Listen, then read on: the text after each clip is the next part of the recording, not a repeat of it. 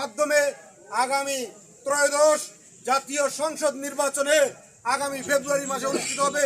সেই নির্বাচনে এই বাংলাদেশ জাতীয়তাবাদী দল স্বেচ্ছাসেবক দল আমরা আশা করি সর্বোচ্চ ভূমিকা রাখবো।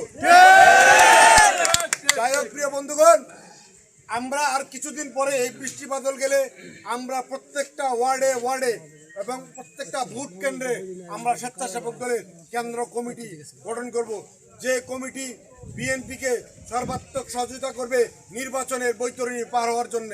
আপনারা সকলেই প্রস্তুত আছেন?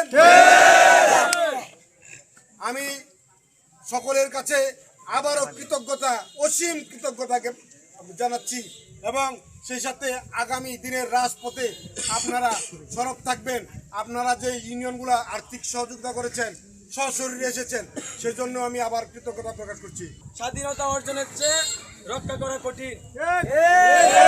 আছি ইউনিয়নে ওয়ার্ডে যারা নেতৃবৃন্দ আছে এবং কর্মী সহ সকলকেই বিনীত অনুরোধ করছি, আসুন আমাদের এত কষ্টের সুনাম অর্জন করে আমরা এখন যদি অল্প কিছুর জন্য নষ্ট করে দেই, এটা আপনি আমার জন্য লজ্জার স্থান। এখনো পর্যন্ত স্বেচ্ছাসেবক দল থেকে কেউ বহিষ্কার হয় নাই, এটা আমার অর্জন। এখনো কেউ বলতে পারবে না আঙ্গুল দিয়ে ইশারা দিয়ে যে এই সেই স্বেচ্ছাসেবক দল যে কিনা আমার মাথায় বাড়ি দিয়েছে, টাকা নিয়েছে। এই সুনাম আপনার আমার।